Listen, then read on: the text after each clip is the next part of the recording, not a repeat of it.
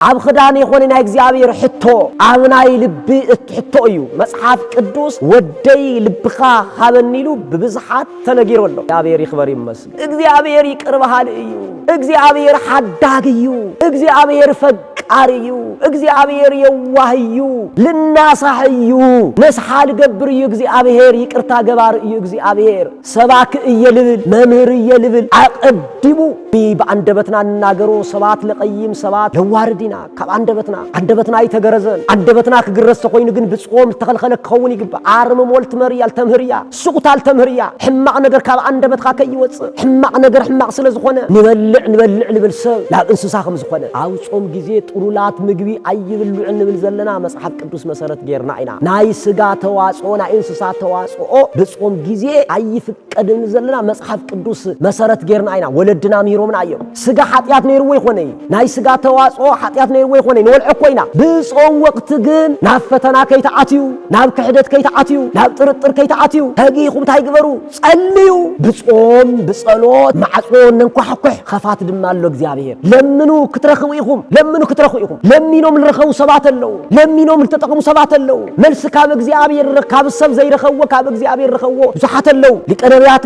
ሙሴ ጾመ 40 መዓልተ و40 ሌሊት ሙሴ 40 መዓልትን 40 ሌሊትን ጾመ ጸለየ ቆምኮም ያ ትገብር ገጽ ይብርህ ለብርሃን ይቅየር ሙሴ ተገልበ ብለነ ሙሴ ገጽካ ተሸፈን ክሳብ ዝብልዎ አይበልዕልኩም ይመናን አይሰተየንኩም ይመናን ምስ እግዚአብሔር ስለልጸድሐ ግን ምስ እግዚአብሔር ጻንሒት ስለልገበረ ግን ገጹ የብርህ ነይሩ አቱም ሰባት ይትመክሑ ጠቢብ ጠቢብ ወይመካህ ጉልበተለን ዝብል ብግሎተ ይመካህ ክምካህ ዝግባእ በእግዚአብሔር ይመካህ እንዓል በእግዚአብሔር አፍተሐው ተመላሊሶም ተሐውና ማይ ተቀይሩ እዚ አውጽኢታው ተሐዊ ለቀዝቀዘ ለማይ ልትቀየረለው ቤተክርስቲያን ክትቃጸል خላ ኢማናን ክዋረዱ خለው ስለ ወገናትና ክንጽልይ ስለ ወገናትና ክንጸውም ቶም ተሰዲዶም ዘለው ቶም ተጨኒቆም ዘለው ኣብ መከራ ወዲቆም ዘለው ንሪኦም ዘለና ገዞም ሓዲጎም ኣብ ጭንቅ ወዲቆም ዘለው ኣብ ጸልማት ወዲቆም ዘለው ጦርነት ከይመጽ ሰላም ክገብረና ለዓድና ሓድነት ክገብረና ፍቅር ከውርደልና በጾምን በጸሎትን እዩ በስመ አብ ወወልድ ወመንፈስ ቅዱስ አሃዱ አምላክ ዘለዓለም ሥላሴ አቀድም ማይኩቶቶ ለእግዚአብሔር ለዛብጽሐን እስከዛቲ ሰዓት አቀድምና አምላኽና እግዚአብሔር ነዛዓለት ዚአ ነዛ ሰዓት ዚአ ኣብ ልዕሊ ዕድመና ዛዓድመ ዚአ ወሲኹ ኣብ ልዕሊ ግዘና ድማ ዛ ጊዜ ዚአ ሂቡ ናይ ጊዜ በዓል ገዛ ዝኾነ እግዚአብሔር ኃጢአትና እንተይ መዝገበ በደልና እንተይ ረእየ ከም ምሕረቱ ከም ቸርነቱ ልሰብሰበና ዘአከበና ናይ ቦታትን አምላኽ እግዚአብሔር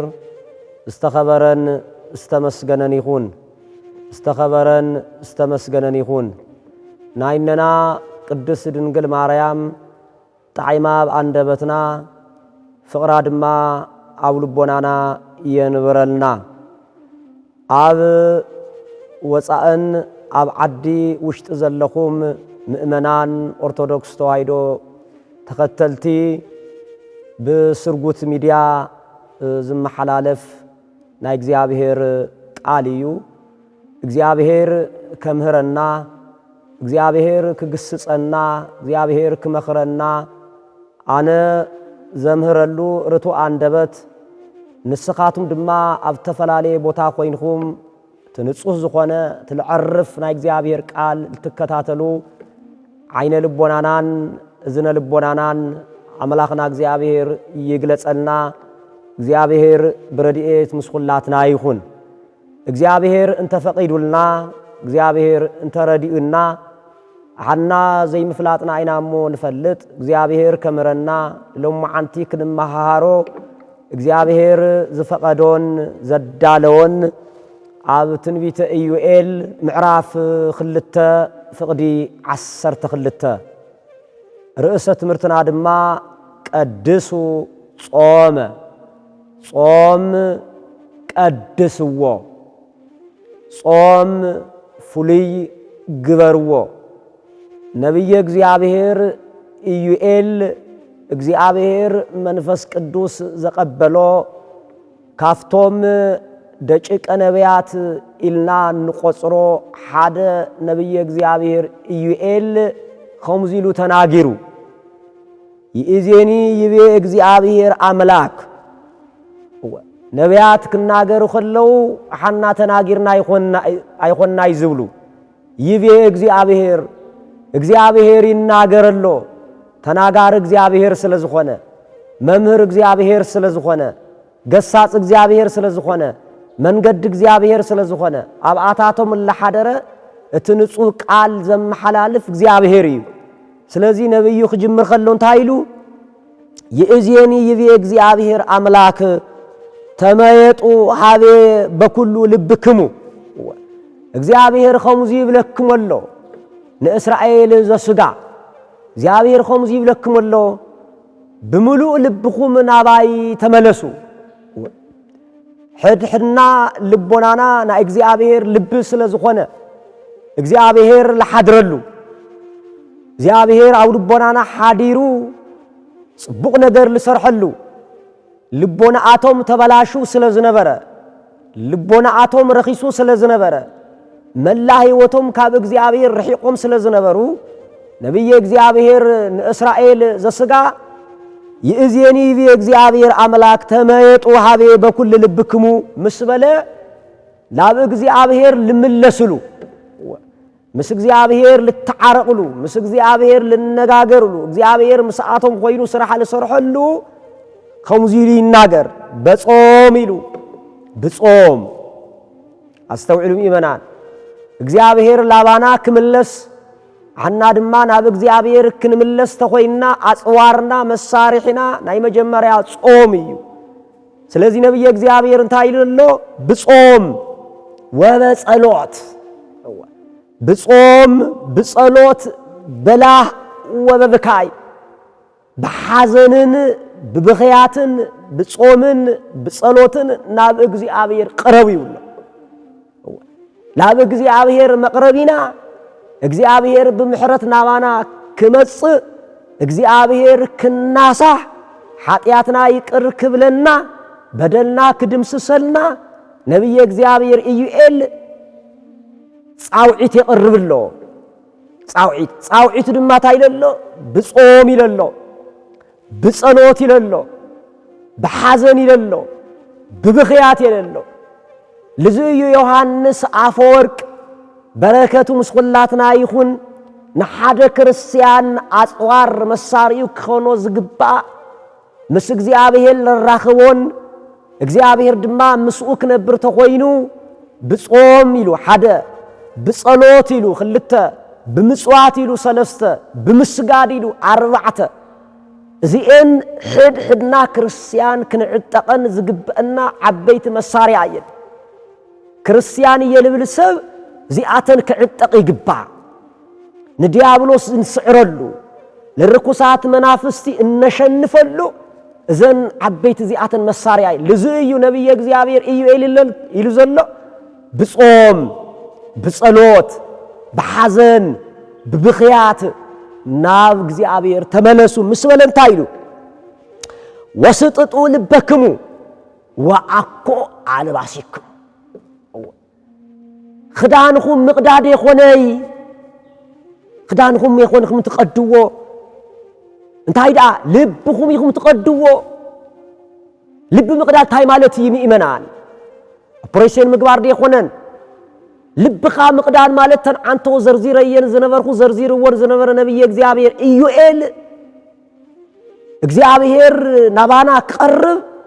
ልብኩም خدانكم ተለይኹን እስራኤላውያን እግዚአብሔር ምሒሩና አዩና በሉ خدانهم እና ቀደዱ ይቀርቡ ነይሮ አብ خدان ይኾንና እግዚአብሔር ሕቶ አብናይ ልብ ሕቶ እዩ መጽሐፍ ቅዱስ ወደይ ልብኻ ሃበኒሉ በብዝሓት ተነጊሮሎ ልብላና እግዚአብሔር ስለዝኾና ውልደ እግዚአብሔር ስለዝኾና ወደይ ልብኻ ሃበኒ ብልተደጋጋሚ አብ ሰሎሞን እና ሐደረ እግዚአብሔር ወደይ ልብኻ ሃበንና በለ በተደጋጋሚ እግዚአብሔር ጻውዒት ይቀርብ ስለዚህ ታይደሎ ነብይ እግዚአብሔር ወስጥጡ ልበክሙ ልብኩም ቀደድዎ خدانكم ይኾነይ አብ خدانكم ይኾነይ እግዚአብሔር አብ ልብኩም እዩ እዚ ምስበለ ታይሉ ወተመየጡ አብ እግዚአብሔር አምላክክሙ በአይዚ ምስገበርኩም ናብ እግዚአብሔር ተመለሱ እስመ መሐሪ ወመሰሳሂል ውእቱ እግዚአብሔር ይኽበር ይመስገን እግዚአብሔር ይቅርባሃል እዩ እግዚአብሔር ሓዳግዩ እግዚአብሔር ፈቃሪዩ እግዚአብሔር የዋህዩ እዚ ተገይርኩም እግዚአብሔር መሐሪዩ ካቁጥዑል ተመለሰዩ ቁጣዕ ከምጽኢሉ ዝነበረ ብምሕረት ዝምለስዩ ተመልከቱ ናይ እግዚአብሔር ምሕረት እኮ ሰፊሕ እዩ ምእመናን ናይ እግዚአብሔር ይቅርታ እኮ ሰፊሕ እኮ እዩ ከም ኃጢአትና አይቆጸረናን ከም በደልና አይረአየናን እግዚአብሔር በተደጋጋሚ እንፎትዮ እኮ ዕድመ ስለዝሃበና ጥራህ አይሆነ ጥዕና ስለዝሃበና ጥራህ አይሆነ እግዚአብሔር እንፎትዮ ምእመናን እንታይ ደኣ ኃጢአትና ኣብ ቅድሚ ሰብ ክንበብ ስለዘይፈቀደ አነ ጠጠው ኢለከም ርስኻትኩም ከፊልኩም መፍተፈላለየ ቦታ ልትሰምዑ ዘለኹም ናይ እግዚአብሔር ምሕረት እዩ ኸሊሉና ዘሎ ናይ እግዚአብሔር ይቅርታ እዩ ሸፊኑና ዘሎ ይኽበር ይመስገን ስለዚህ ነብየ እግዚአብሔር ታይደሎ ሩቅ መዓት ወብዛሃ ምህረት ወጻድቅ ወይነስብ እንተ እችት ተባልከቱ ልናሳህዩ ነስሓል ገብር እዩ እግዚአብሔር ይቅርታ ገባር እዩ እግዚአብሔር ስለዚህ እዚ ተገይርኩም እግዚአብሔር ይቅር ክብለኩም እዩ ምሕረቱ ልበዝሕ እዩ መዓቱ ዝረሓቀ እዩ እዚ ምስ በለታ ኢሉ መጨረሻ ቀድሱ ጾመ ኢሉ አይኸስ ጾም ታይ ግበርዎ ቀድስዎ ቀደሰ አመስገነ ቀደሰ ፈለየ ልብል ይወጽእ ነገር ግን ልዝርእስ እዚ ልስማዕ መዕና ግን ፍሉይ ግበርዎ ጾም ፍሉይ ግበርዎ ጾም ገንዘብ ግበርዎ አዋጅ ድማ አውጁ በአዋጅ ከዚህ ሒዝናዮ ዘለና ናይነና ናይ ቅድስት ድንግል ማርያም ፍልሰታ እናበልና ካፍቶም ሸውዓተ ናይ ህጊ አጽዋማት እንጾሞም ጾም ቤተ ክርስቲያን አውጃትና ዘላ በአዋጅ እንጾሞ ጾመሎ በቀኖና ዝዋሃበና ጾመሎ ናይ ፍቃድ ጾም ዝባሃለሎ እዚ ግን ጠቅላላ በአዋጅ ተአውጁ ልጽወም ጾም እዩ ባዓሉ ነብይ እግዚአብሔር ኢዩኤል ወነገሩና አለው ትጾም አውጁዎ ይዝሎ ለዚያ ቤተ ክርስቲያን በአዋጅ ተውጅ ዘላ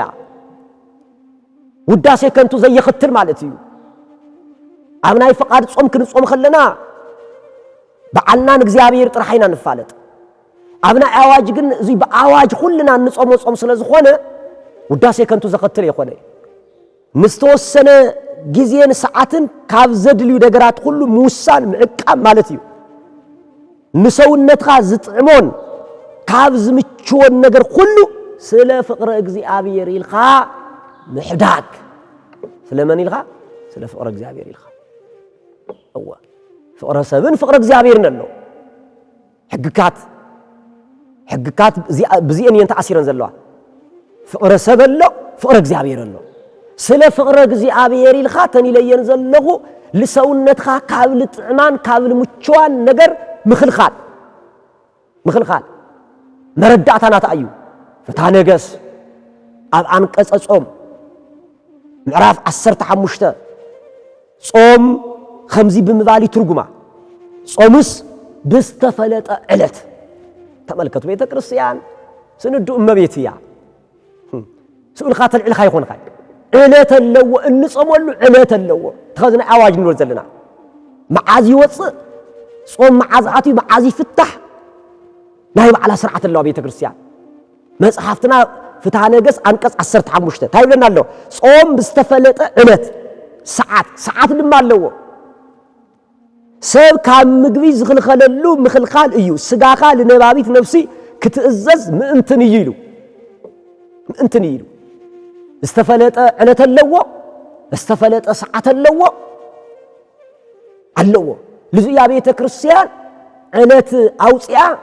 زمن قميرة صوم عزي أتي صوم عزي في التحيلة سرعة أوصيا زلا مسارات هاي القدر مصحف سلز قدر سؤال خاب الجل خير قدر نايفق أرض صوم خم تعنتوا لكم يو مس أبن الساعات مخاخير خال تصوم صوم الله أزي جن تنشوعات أصوامات جن معاز أتير معاز خمس فتحة معاز جميرنا معاز خمس نودن مصحفتي نقرنا مالتي سلزي ስለ ፍቅረ እግዚአብሔር ኢልኻ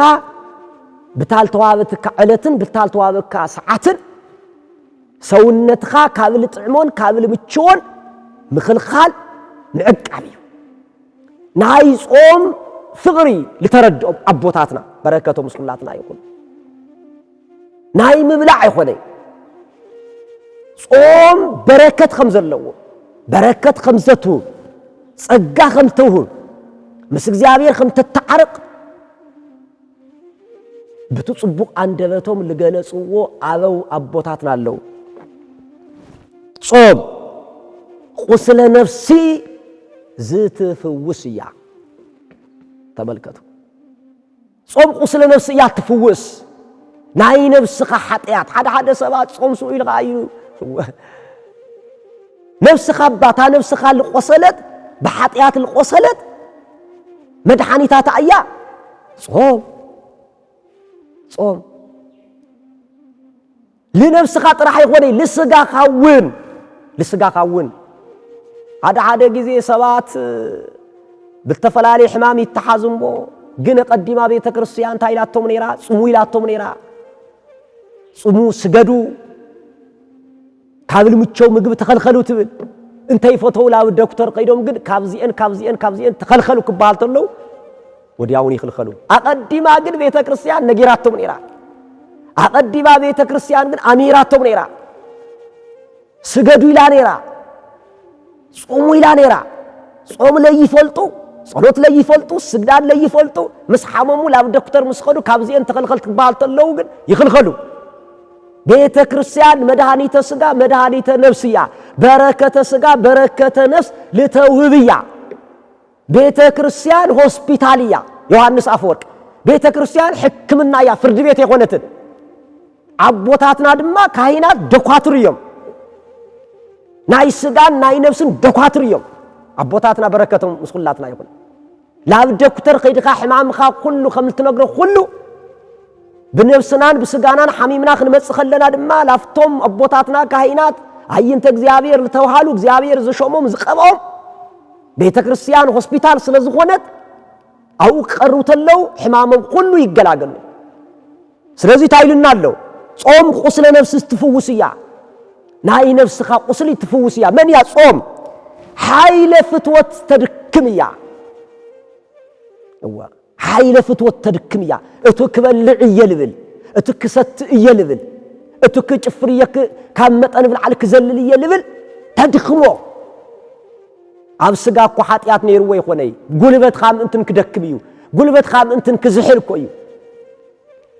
سلازي تايل له حيل فتوة تركميا ناي صبق صراحة كله فلاميتيا سباك يلبل ممهر يلبل عقدمو لتلو مهرو تمرتي عب سماعيان لبونا مئنتن كحدر مجمريا كصومن كصلين يقبع انتي صومه انتي صليه حواريات والنجيرو من عيو قدمي ونجيل ممحارو ناي مجمريا صرحون تعم زغورو صيموم يلون غبر حواريات معرف 10 لمنتاي تونجيل ناب عالم كل مئنتن كباصح مئنتن فرك فري عاب سماعيان لبونا حديرو 30-60 فرم انتن كفري اقدمهم صوم يوم الحزو اقدمهم صومهم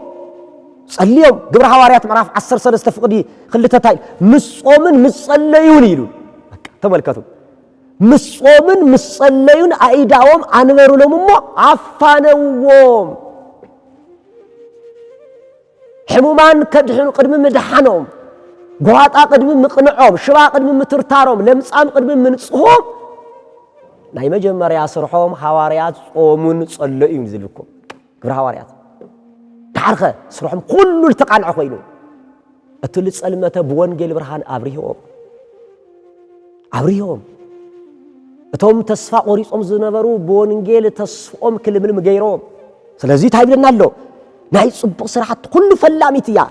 كاب እግዚአብሔር ጸጋዝ ተውህብያ ናይ ወንጌል ስራሕ ፈላሚት ያታንተልኹ ወንጌል ከመርየን ተይሉ ክሰብኽየ ተይሉ ዚን ክገብር ይግባ ናይ ወንጌል ስራሕ ፈላሚት ያ ናይ ጽሙዳን ክብሮም ናይ ደናግል ናይ ንጽህና ጌጾም ናይ ጸሎት ምኽንያት እኖያ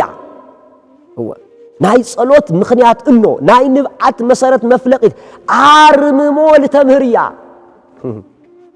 ሱቅ መባል ከመይ ጥዑም መስለኩም ሱቅታ ሚመና ሱቅ ጽቡቅ እዩ ሱቅ ንብለሉ ጊዜ የለ ሱቅ ላይ ንብለሉ ጊዜ የለ ጾም ግን ካብ አንደበትካ ልወጽ ነገር ተልኸል አቦታትና ሕማቅ ነገር ከይናገር እኮ አብ አንደበቶም እምኒ ኮሊሶም ለብዙሕ ዘመናት ልኖሩ እንደ አቦታትና አባ አጋቶ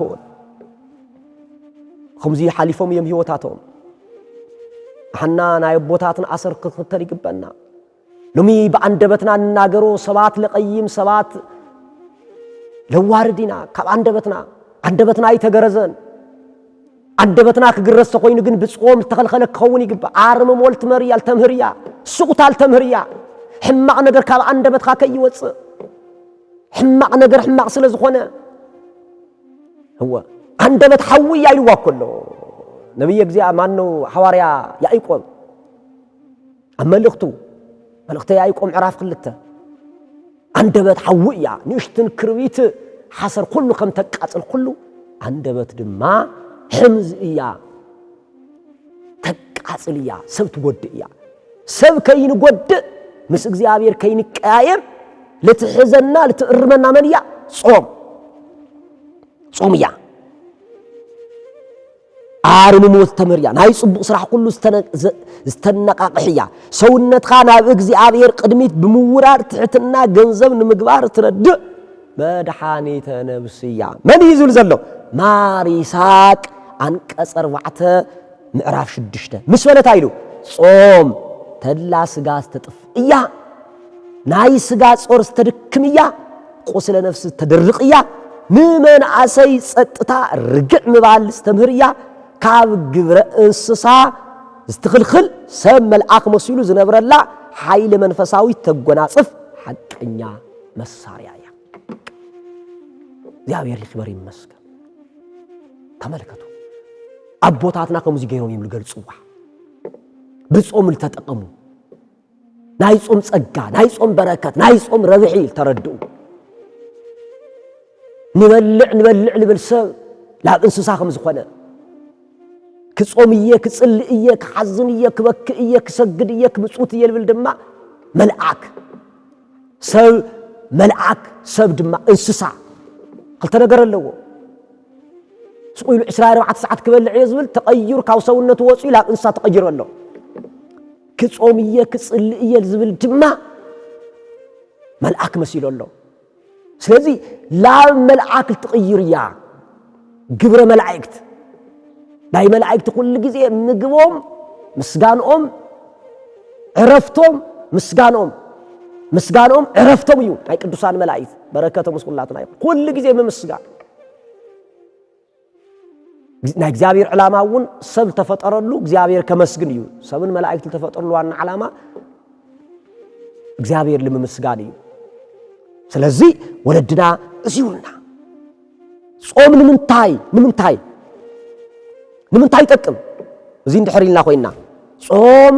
ፍቃደ ስጋ ለነባቢት ነፍሲ ምግዛ ይጠቅም ክልተ ነገር ኣሎ ስጋ ነፍስን ከምቲ ሐዋርያው ቅዱስ ጳውሎስ ኣብ ገላትያ ምዕራፍ 5 ኣብ ጦር ሜዳ ክልቲኤን ይፋለማ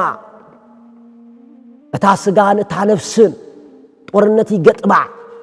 እታ ስጋ ክበልዕ ትብል እታ ነፍስ ድማ አይ ክጾም ትብል እታ ስጋ ካሊ ነገር ምቾት የለን ትብል የኾነ እታ ነፍስማ ምቾት ይኾነ ተድለኪ ትብል ክልቲኤን ይፋለማ ስለዚህ ናይ ጾም እንጾሙ ዋና ጥቅምንታ እዩ ጾም ፍቃደ ስጋኻ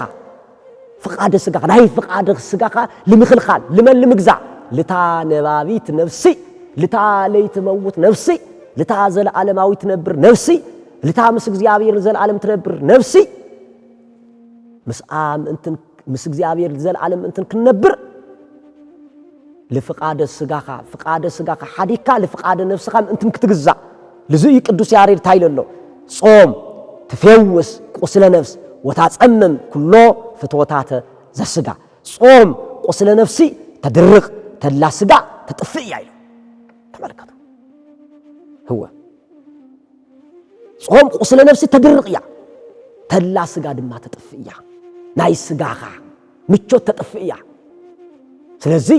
ፍቃደ ስጋኻ ለፍቃደ ነፍስኻ ለምግዛእ ጾም ንጾም ለዚያ ቤተ ክርስቲያን ጾም ትውይ ዘላ ቅዱስ ዳዊት ወነ ይልታየለ መዝሙር 108 24 ቁጽሪ አብራኸይ ብጾም ደኸማ ስጋይውን ቅብአት ብምስአን ዓበረ አው ጾም ጊዜ ጥሩላት ምግቢ አይብሉ እንብል ዘለና መጽሐፍ ቅዱስ መሰረት ገርና አይና ናይ ስጋ ተዋጽኦ ናይ እንስሳ ተዋጽኦ በጾም ጊዜ አይፍቀድን ዘለና መጽሐፍ ቅዱስ መሰረት ገርና አይና ወለድና ምሂሮምና አየው ነብይ እግዚአብሔር ዳንኤል ሰለስተ ሰሙን ጾም ነበርኩ ስጋይውን ላብ አፈይ እትኹን ይብል በትንቢተ ዳንኤል ምዕራፍ 10 ቀጽል ድማ ነብይ እግዚአብሔር ቅዱስ ዳዊት ድማ አይመምኩዋ በጾም ለነፍሴ ነፍሴ በጾም ህመምኩዋ አብራኸይ በጾም ደኸማ ስጋይውን ቅብአት ብምስአን ዓበረ በቃ ዓበረ ተመልከቱ ስጋ ኃጢአት ነይርዎ ይኾነይ ናይ ስጋ ተዋጽኦ ኃጢአት ነይርዎ ይኾነይ ንወልዕ ኮይና በጾም ወቅት ግን አይፍቀድን ንብል ዘለና መጽሐፍ ቅዱስ መሰረት ቤተ ክርስቲያን መጽሐፍ ቅዱሳዊ ስለዝኾነት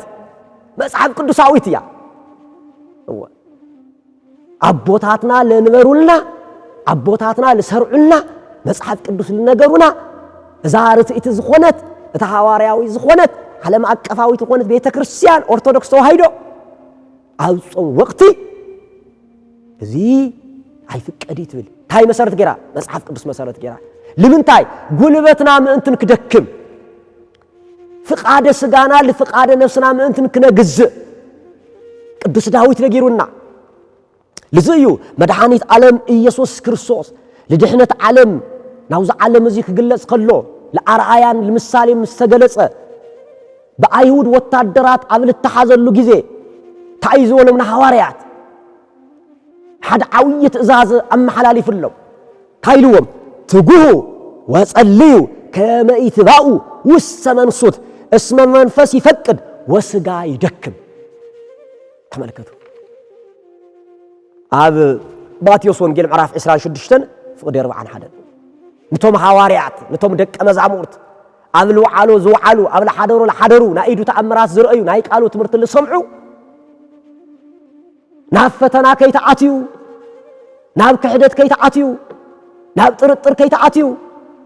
ተጊኹም ታይግበሩ ጸልዩ ተጊኹም ጸልዩ ከይትድቅሱ ደቂሶም የምጸኒሕሙ እሱን አብ ጸሎት አብል ኸደሉ ጊዜ ለክርስቶስ ጸልይ ማለት ለዓና አርአያ ለምዃኑ ይምእመናን ክርስቶስ ጾይሙ ክንብል ኸለና ለዓና አርአያ ለመሃብዩ ልዑ ጾመ ጸለይ ተባይሎ ይነገረሉ ለአርአያ እዩ ለአርአያ ለምሳሌ ተገለጸ ጎይታ ናይ ትሕትና አምላክ ትሕትሉ ናይ ደቀ መዛሙርቱ እግር ኩሓጽዩ ጾይሙ ጸልዩ ተመልከቱ እዚ ሁሉ ገይርዎ ዘሎ ለዓና አርአያ ከሓድገልና ስለዝደለ እዩ ቅዱስ ጴጥሮስ እውን ይልሎ አርአያው ሓዲግልኩም ለቡ ተርአያ ድማ ተኸተልዎ ይዝብል አሰሩ ሓዲግልኩም ለቡ ተአሰሩ ተኸተልዎ ይዝብል ለክርስቶስ ጾይሙ ለክርስቶስ ጸልይ ክንብል ኸለና ክቅደስ ዘይብል ቅዱስ ክነጽ ዘይብል ንጹህ አምላክ ይኽበር ይመስገን ለዓና ግን አርአያ ለምዃን ጾይሙ ጸልዩ ጾሙ ጸልዩ ድማ መሳሪያ ካብ ቃል ብልሐለፈ ካብ ንግግር ብልሐለፈ ብግበሪና ክርስትና ሱዩ በቃል ተለይኾነስ በግብሪ ወናይ ግብር ክርስትና ፕራክቲካል ልባህኒ በግብር ልግለጽ ማለት ክርስቶስ ጾሙ ክብል ኸሎ ጾይሞሪና ጸልዩ ክብል ኢሉ ከመረና ኸሎ ጸልዩ ትሕትና ግበሩ ክብል ኸሎ ናይ ደቀ መዛሙርት እግር ትሕት ኢሉ ሓጽዩ ልዑ ምንም ማለት ይኾነ ስለዚህ ለቶም ሐዋርያት ግን ከተጉን ክነቅሑን ድቃስ ከየብዝሑ ላደቀሱ ስለልጸንሖም እሱ ጸልይ ክመጽ ይድቅሱ ጸልይ ክመጽ ይድቅሱ ሰለስተ ሻውም ደቂሰው አሞዳታ ግን ደቅሱለ አይትደቅሱለ አይበለውምን በቃ ሰዓታ በጽሐላ لتحزلو جزي حموس مشات لتحزلو جزي مسبصحه بقى نجيلوم ግን ጸልዩ ትጉ ንቁ ይልዎም አለው መንፈስ هو እቲ ስጋ ደካማ እዩ ደካማ ስለዝኾነ ስለዚህ ክንጾም ክንጽልይ ከለና ፍቃደ ስጋና ለፍቃደ ነፍስና ምእንትን ክነግዝእ ናይ መጀመሪያ ጥቅሙስ እዩ ካሊ ጽቡቕ ንእግዚአብሔር ልምልማንን ካኡ ድማ ጽቡቕ ነገር ለምቅባል ይጠቅም ጾም ንእግዚአብሔር ልምልማ እንልምነሉ ከምታ አንተም መተው ይለልኩ እንልምነሉ ምስ እግዚአብሔር እንነጋገረሉ ጾምን ጸሎትን ሐዘንን በኺያትን ከምዝነበና ይሁሉ እንደገና ትለመናዩ እንደገና ካብ እግዚአብሔር መልስም እንትን ክረክብ ድማ ንጾም ንጽልይ ሰብ ካብ እግዚአብሔር አምላኩ በረከት ንምቅባል ደዩ ይጾም ካብ እግዚአብሔር ዝርከብ ጸጋ በረከት ይቅርታ ምሕረት ለምርካብ ይጾም ጎይታ ከምዚ ይለሎ አሙ አይለ ስብከቱ አማቴዎስ ወንጌል ምዕራፍ 7 ፍቅድ 7:8 ለምኑ ክዋሃበኩም እዩ ለምኑ ክዋሃበኩም እዩ ልብ አምላክ ስለዝኾነ ሱኢለ ይኾነ ሰውኳ ለማዓንቲ ያበነ ትሎና ጋይ ይብለካ በልብ ለምኑ ክዋሃበኩም እዩ ድለዩ ክትረኽቡ ኢኹም ማዕጾ አንኳኩሑ ክፈተልኩም እዩ ሁሉ ዝለመነ ይቅበል ዝደለ ይረክብ ማዕጾ ዘንኳኩሕ ድማ ይክፈተሉ አሜን ብጾም በጸሎት ማዕጾ ነንኳኩሕ خفات ድማ አሎ እግዚአብሔር ለምኑ ክትረኽቡ ኢኹም ለምኑ ክትረኽቡ ኢኹም እንልምነው በምንታይ በጾም በጸሎት ለሚኖም ለረኸቡ ሰባት አለው ለሚኖም ለተጠቀሙ ሰባት አለው መልስ ካብ እግዚአብሔር ካብ ሰብ ዘይረኸው ካብ እግዚአብሔር ረኸው ብዙሓት አለው ሊቀ ነቢያት ሙሴ ጾመ 40 መዓልተ و40 ሌሊት ሙሴ 40 መዓልትን 40 ሌሊትን ጾመ ጸለየ ጾይሙ ጸልዩ ታይሞ ረኸበ ካብ እግዚአብሔር በአጻብአ እግዚአብሔር ተጽሐፉ 10 ትእዛዛት ካብ እግዚአብሔር ተቀቢሉ ጽላት ተቀቢሉ እሱ ጥራህ ይኾነ 40 መዓልትን 40 ሌሊትን ካብ ምግብን ካብ ማይን ተኸልኺሉስ ቆርበቱ ግን የብርህ ነይሩ ተመልከቱ ጾም ኸሙ ያልትገብር ገጽኻ የብርህ ለብርሃን ይቅየር ሙሴ ተገልበ ብለነ ሙሴ ገጽኻ ተሸፈን ክሳብ ዝብልዎ አይበልዕንኩም ይመናል አይሰተየንኩም ይመናል ምስ እግዚአብሔር ስለልጸድሐ ግን ምስ እግዚአብሔር ጻንሒት ስለልገበረ ግን ገጹ የብርህ ነይሩ እሱ ጥራህ ይኾነይ ካብ ኦሪት ዘፍጥረት እስካብ ዘዳግም ክጽሕፍ እግዚአብሔር አብቂዎ ናይ ምታይ ውጽኢት ናይ ጾምን ናይ ጸሎትን ውጽኢት ሓሙሽተ ብሔር ኦሪት ተባይሎም ጽውዑ بሙሴ ለተጻሐፉ እዮም ዚአቱ ቅድሚ መጽሐፉ ግን ታይ ገይሩ ምስ እግዚአብሔር ተራኺዩ ለዕሊ 572 ቃል በቃል ምስ እግዚአብሔር ተነጋጊሩ ናይ ምንታይ ውጽኢቱ ናይ ጾሙ ውጽኢቱ ናይ ጸሎቱ ውጽኢቱ ገጹ ክሳብ ዘብርህ ኦሪት ዘጸአት ምዕራፍ 34 ፍቅዲ 28 እስካብ 31 ዘዳግም 9 ፍቅዲ 10 መጽሐፍ ቅዱስ ገልቢጥኩም አንቡ ይመናል እዚ በሰፍሓት ይነግረና ናይ ጾም ውጽኢት ናይ ጸሎት ውጽኢት እዚ እቲ ካልኣይ እነና ቅድስት ሐና እነ ሳሙኤል በሰባት ናዓግ ዝነበረት በሰባት ዋረድ ዝነበረት ውላድ ሲኢና ከም በቅልላ ተቆጸረት አይትወልድላ ተባሃለት አመወዳታ ግን ጾም ሒዛ ጸሎት ሒዛ استبارخ ولاد حبني لالا جزء مسيئة بخيا عنبيع حزينة أبزمنو زنبرة إلي أنت خوين خي بلا نيرو سخير خت خوين خي سخار خ بدك عص جلاجل يجي بلا نيرو أنا سخر خون أي سخر خون لكرجني لا ولاد سئين استبارخ ولاد كبني هينا بجزابير مسيء زلقو እግዚአብሔር ይስማዕ ኺልዋ አሜን ኢላ ወጽያ በእምነት ተቀቢላ ናይ ጾማ ናይ ጸሎታ ውጽኢት ድማ ደሪቁ ዝነበረ ማይጸና እግዚአብሔር ዓለም ሊሙ لتبارك ولاد هوام إيمانان سئلتات عينيرو استبارك ولاد انت يبخان العيه قلقلن يقول خيزب تمليسن عخا عيه سللها بخان تمليسن عخاك بكايلاتو تمليسها لأملاخان እግዚአብሔር አረኪባቶ ስሙ ምን ያቶ ሳሙኤል ይላቶ ሳሙኤል ማለት እግዚአብሔር ሰምዓን ማለት እዩ እግዚአብሔር ጸሎተይ ሰምዕኒ ማለት ጸሎታሃና ተባሃይሉ ልጽዋዕ መጽሐፍ አቱም ሰባተይ ትመክሑ ጠቢብ በጠቢብ ወይመካህ ጉልበተ ለነዝል በጉልበተ ይመካህ ከመካህ ዝግባእ በእግዚአብሔር ይመካህ ኢላ ጸንዓ ልብየ በእግዚአብሔር ልበይ በእግዚአብሔር ጸንዓ وردتينا خبرت قيروا هو سئنا زنبرخ እግዚአብሔር ሃበኒ እታወላደስ ሓደ ተለይኮነ ሸውዓተ ወሊዳ እታ መካን ስኢና ታወላድ ግን ታመካን ወሊዳ ታወላድ ግን ስኢና ኢላ ተናጊራ ናይ ምንታይ ውጽኢት ናይ ጾም ውጽኢት ናይ ጸሎት ውጽኢት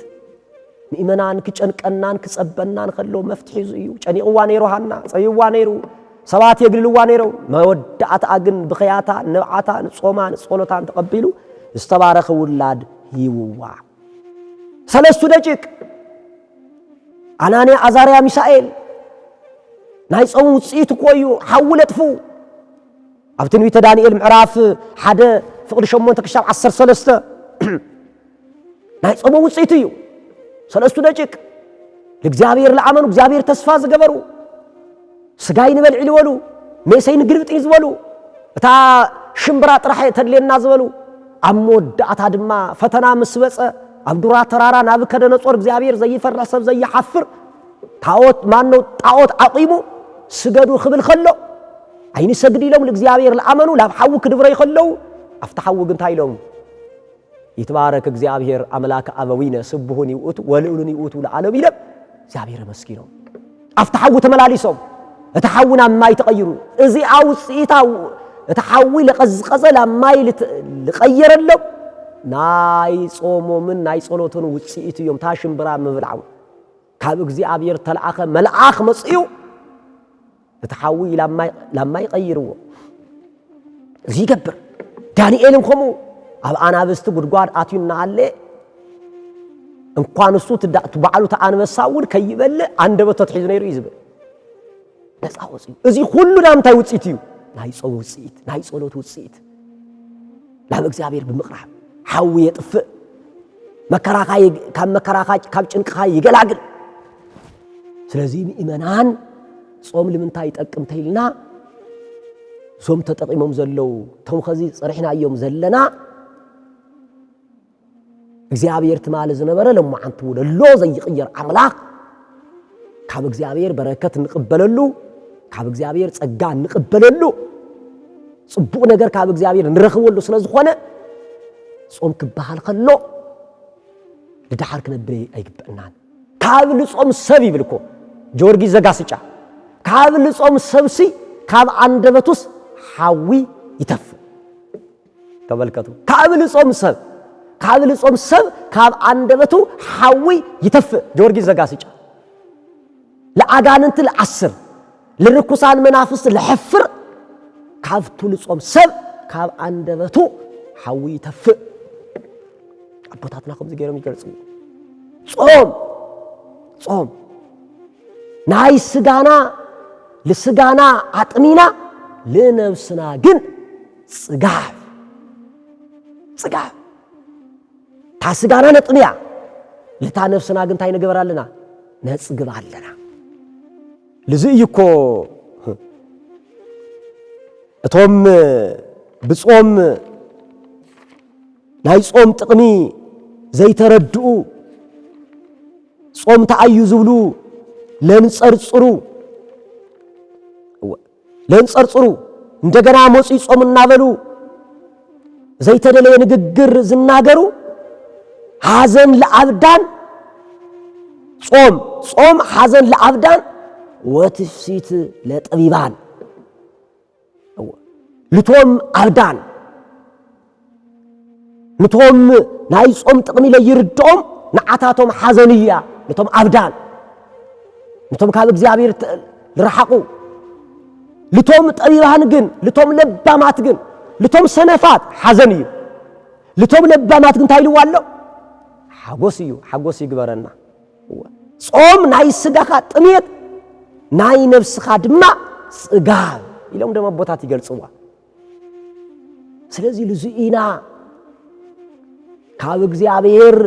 ለመናዮ ለመና እንረክበሉ ካብ እግዚአብሔር በረከት እንቀበለሉ እዚህ ስለዝኾነ ጾም ቤተክርስቲያን ትውይ ዘላ ለላአተው ተለይኾነስ ለምንታይ ተኽኢሉ ዓመት ሙሉ ተጾይምና ካብ እግዚአብሔር በረከት እንቀበለሉ ተቆይና ዓዊ ነገር ኮይ ሓደ ሰብ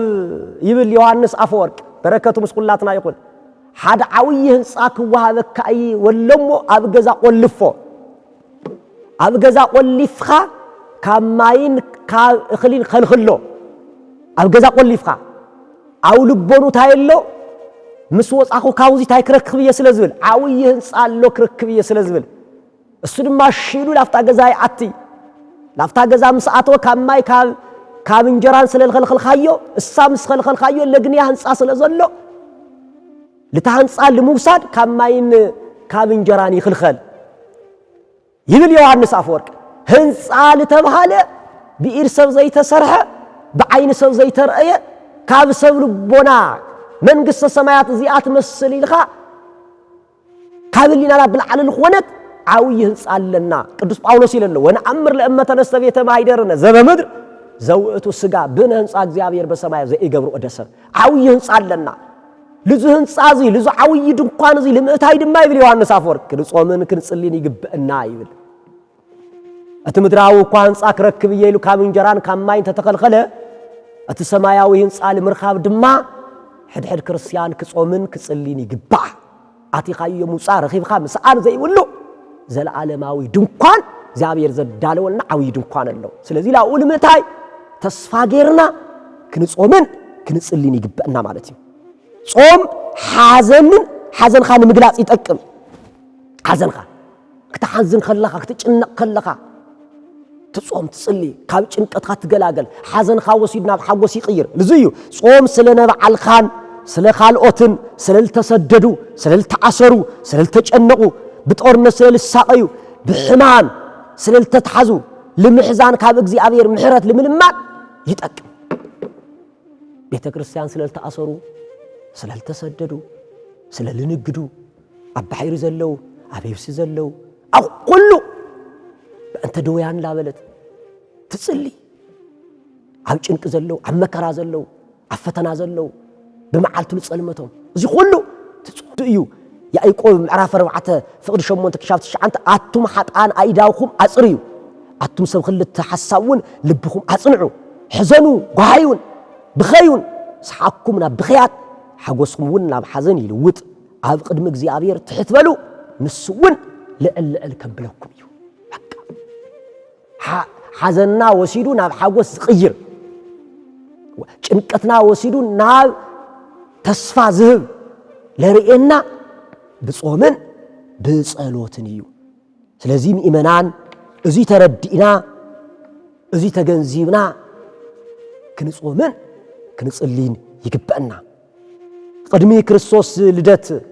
400 عامت قدمي زنبره نهميا سلو وغناتو سلل تواردو ام مكرا سلل ودقو سلنا ايورساليم قرص قصري مفراسا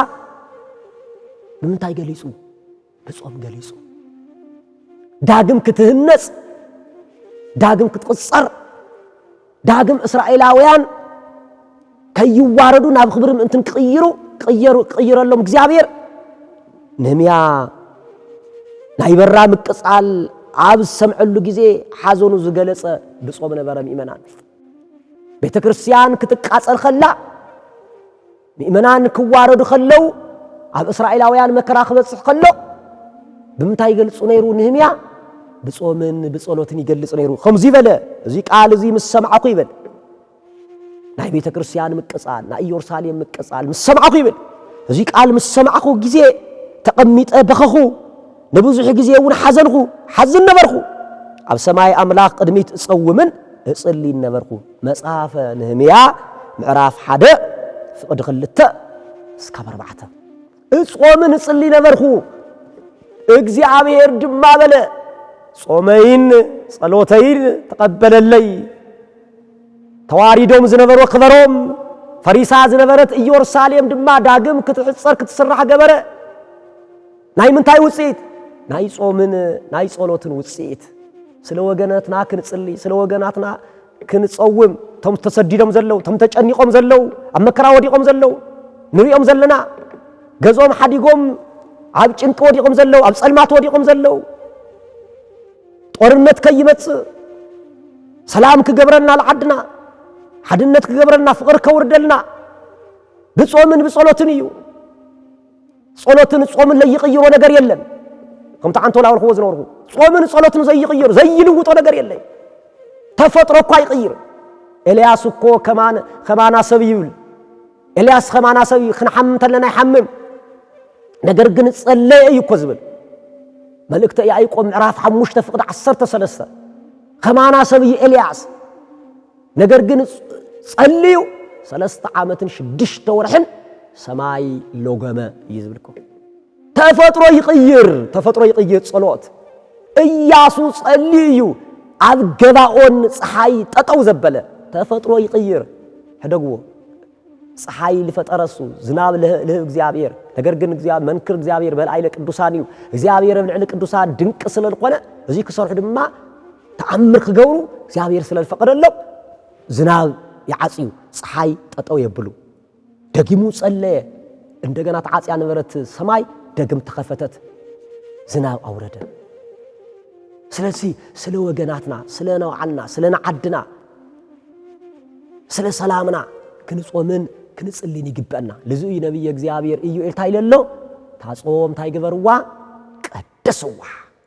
ገንዘብ ግበርዋ ካብ እግዚአብሔር ምሕረትን ረድኤትን ክትቀበሉ ስኡልኩም አይትብልዑ ኩሉ ጊዜ ለምስላ ምሳሌ መስለ ትምርተይ ክውድ አንበሳን ማንቲለን አንበሳ መኖሪኡ አብዱርዩ ማንቲለ መኖሪያ አው ጉድጓድያ ማንቲለ ታይላ ጸልያ ካብ አንበሳ ካብ ልብላዕ ነገር خلخلني አንበሳ ድማ ክበልዕ ይደሊ አንበሳ ያው ናይ እንስሳት ንጉስ ስለልኮነ ክበልዕ ይደሊ ልብላዕ አዳልወለይሉ ልብላዕ አዳልወለይ ናይ ክልቲኦም ጸሎት ማንቲለ ለመሪአቶ ለአንበሳ ሪአቶ ካብ አንበሳ መንጋጋ አፍ ከተመልጥ ድማ ጉያ ጀመረት ሪዋ ክበልዕ ይደሊ አንበሳ ማንቲለ ድማ ከአንበሳ አፍ ከተመልጥ ያደል ያዘላ